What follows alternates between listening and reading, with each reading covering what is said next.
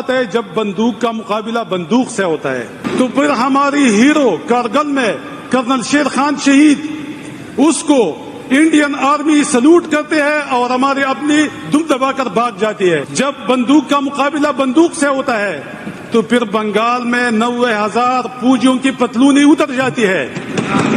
अब पख्तून खड़ा हो गया है, असेंबली में स्पीच की है कि मजा तो जंग का तब आता है जब बंदूक का मुकाबला बंदूक से होता है। Stock market 1 lakh point cross कर गई है। इसको अगर तरक्की नहीं कहते तो फिर किस चीज को तरक्की कहते हैं?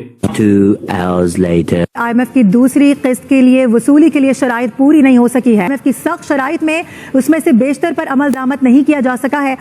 और हमारे साथ आजाद होने वाले ममालिक आज मुआशी एतबार से हमसे बहुत आगे निकल गए हैं, जबकि पाकिस्तान अब तक IMF के कर्ज के घेरे से बाहर नहीं आ सका। हर शख्स अपने बच्चों का पेट भरने की बाकायदा कोशिश कर रहे, जिद्दोजहद में लगा हुआ है, समझ नहीं आती कि कैसे गुजारा करे। डील्स होंगी। सो सऊदीज ने इग्नोर किया पाकिस्तान को। वाई? बिकॉज उनको पता है कि पैसा इंडिया के पास है, पैसा पाकिस्तान के पास नहीं है। तो आप वहां पे जाएंगे ना जहां पे पैसा है। तो the Saudis rightly decided ignore Pakistan, work with the Indians. America अगर आपसे बात करेगा फ्यूचर में तो भारत से इजाजत लेके करेगा आपसे, वरना बात नहीं करेगा। भारत अमेरिका इस वक्त अमेरिका की झोली में पड़ा है और उनसे पूछे बगैर आपसे भारत की झोली में। यहाँ IMF के अंदर भी और वर्ल्ड बैंक के अंदर भी और बिल्कुल वॉशिंगटन DC के अंदर टोटल जो है वो भारत की मर्जी चल रही है। आपको फैटफ से भी भारत से पूछ के निकाला गया था और आगे फ्यूचर में भी भारत से पूछा जाएगा कि आप माइंड को नहीं करेंगे, आप पाकिस्तान से बात कर रहे हैं। और उनको नजर आ गया है कि हमने इंडियंस के साथ मिलकर काम करना है, ये पाकिस्तान वाली बात को छोड़े। हम लाते हैं टॉक शोज और अनलिमिटेड एंटरटेनमेंट सिर्फ YouTube पर। अगर आपने अभी तक हमारा चैनल सब्सक्राइब नहीं किया तो अभी सब्सक्राइब करें और बेल आइकॉन को क्लिक करके हमारी लेटेस्ट वीडियोस के बारे में अपडेट जानें। एक पख्तून भाई ने KP असेंबली में स्पीच की है कि मजा तो जंग का तब आता है जब बंदूक का मुकाबला बंदूक से होता है। जब बंदूक का मुकाबला बंदूक से होता है तो बांग्लादेश में 90,000 पतलूनें उतर जाती हैं।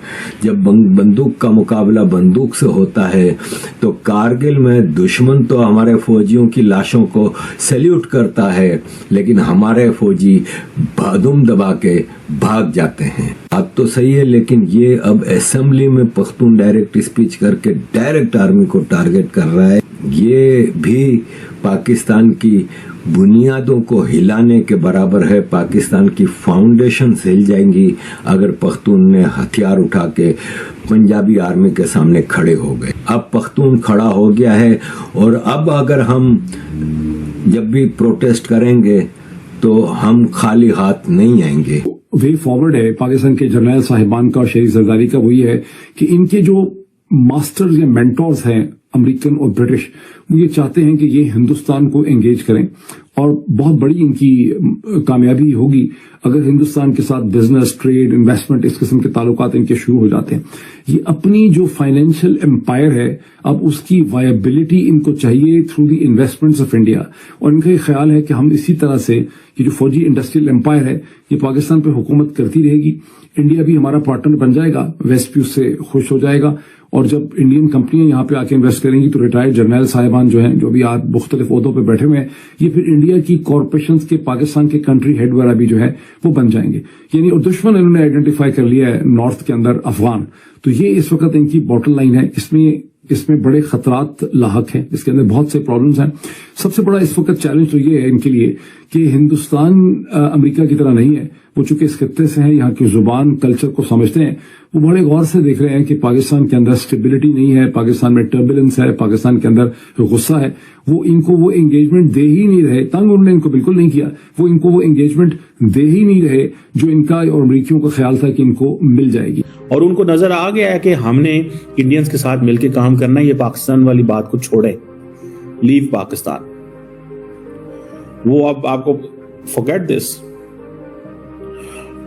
इंडिया जो है it is being considered as an undisputed, क्या बोलते हैं इसको, undisputedly cricket's most powerful and richest nation है, अनडिस्प्यूटेडली इंडिया।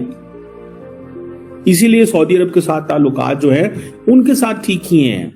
उनको इंडियन खिलाड़ी चाहिए, बिकॉज देखने वाले इंडिया में है, पैसा इंडिया में है, तो सऊदीज पाकिस्तान क्यों आएंगे?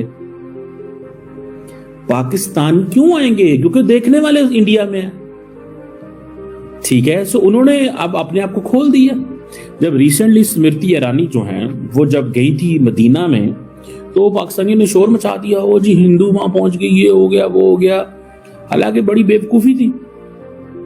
तो फर्स्ट वो मिनिस्टर थी, दूसरा वो अपने लोगों के लिए गई थी, तीसरा सऊदी अरब ने चीजों को नॉर्मलाइज कर दिया है। सऊदी अरब ने चीजों को नॉर्मलाइज कर दिया भाई साहब। द सऊदीज अंडरस्टैंड कि हमारा मुस्तकबिल जो है ना वो डिफरेंट है। हमें ये पाकिस्तान जो है ना, ये जिस तरह की बातें कर रहा है, ठीक है, हमें इससे आगे निकलना है, हमें इससे आगे निकलना है। This is what they are thinking now today. So मैं तो इसको जब देखता हूं कि the Saudis they are in a right deal, उन्होंने बिल्कुल सही डील की है सऊदीज ने इंडियंस के साथ। बिकॉज पाकिस्तान के साथ क्या डील करनी थी? फायदा तो होना कोई नहीं था, फायदा तो होना कोई नहीं था। अब ये जो जद्दा में रेड सी के ऊपर ये जब ये सारा कुछ होना है, ठीक है जी, प्रताप सिंह ने उनके लिए जो लिखा, उसके बाद पाकिस्तान ने भी उसको रिकॉग्नाइज किया और पूरे एहतराम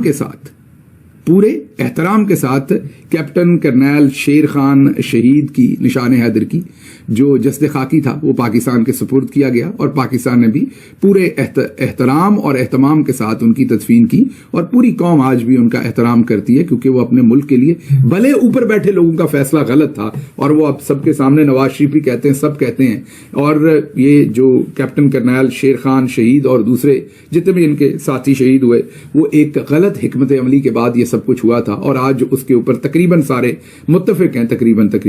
लेकिन बहरहाल जो भी फैसला जब हो गया तो हो गया, और ये जवान फ्रंट पर लड़े, शहादतें दी, लेकिन दुश्मन ने इनकी लाशों और इनकी बहादुरी का जो है वो ऑनर किया। जो क्रिकेट के ऊपर आप देखें, जो हाइब्रिड क्रिकेट मैचेस की जो पूरी नेगोशिएशन हुई है, आईसीसी का जितना भी फैसला है क्रिकेट के हवाले से, मैचेस के हवाले से पाकिस्तान क्रिकेट बोर्ड के साथ, ये खालिसन पॉलिटिकल है। अगर वो इनको रिवॉर्ड करना चाहते होते इस स्टेज के ऊपर पॉलिटिकली, तो वो इनको पाकिस्तान के अंदर मैचेस दे देते। लेकिन इन दी एंड मैचेस जो हैं वो दुबई में ही होंगे। हाइब्रिड सिस्टम पे बात हुई। आखिरी में कमेंट आपको कर दूं, अर्नाब गोस्वामी जो एक इंटेलेक्चुअल थिंक टैंक है आरएसएस की फीलिंग को वो समझते हैं, उनका जो कमेंट है एक टीवी प्रोग्राम के अंदर, वहां पर मैं बात को खत्म करता हूं। अभी इतना ही, फिर आपसे मुलाकात होगी। मैं कोई इमरान खान का सपोर्टर नहीं हूं। मैं मानता हूं that he is a very very dangerous man and he is a crazy man, you know, a person like that. But the fact is the crazy man is popular in your country. अभी आपका choice है, आपकी civil war हो चुकी है, China आपका साथ नहीं है और पब्लिक डिसअफेक्शन बहुत ज्यादा है, लोगों को खाने को कुछ नहीं है, रोटी के लिए तरस रहे लोग। इरशाद अहमद, आप इमरान खान को रिलीज कीजिए, और अगर पाकिस्तान के लोग इस प्रोग्राम को देख रहे हैं, माय सजेशन इज अपने कंट्री को बचाने के लिए इमरान खान को रिलीज कीजिए, बैठ जाइए, बात करिए, सिचुएशन का हल निकालिए, नहीं तो खत्म है। 2024 के जो इलेक्शन थे वो फेक इलेक्शंस थे, आप हार गए। इंडिपेंडेंस जो इमरान खान के थे, उन्होंने 101 या 106 सीट जीती आपकी असेंबली में। शर्म आनी चाहिए आपको और आप जैसे लोगों को। इरशाद अहमद, तुम्हारी बंदूक के सामने हम बंदूक लेके आएंगे और तुम्हारा मुकाबला करेंगे। दोस्तों, बलूचिस्तान इस्लामाबाद से बहुत दूर है। केपी तो बिल्कुल इस्लामाबाद के बॉर्डर के साथ लगा हुआ है। तो पख्तूनों से अब पंगा बढ़ गया है और बढ़ेगा। अली अमीन गंडापुर ने जिस लहजे में और जिस जबान में इनसे बात की, वो वाकई देखने वाली बात है कि किस तरह इनका मुकाबला किया जाएगा। वीडियो कैसा लगा कमेंट बॉक्स में जरूर लिखिए। इस वीडियो को लाइक कीजिए, शेयर कीजिए, सब्सक्राइब करना ना भूलिए आपके चैनल ESC को। मिलते हैं अगली वीडियो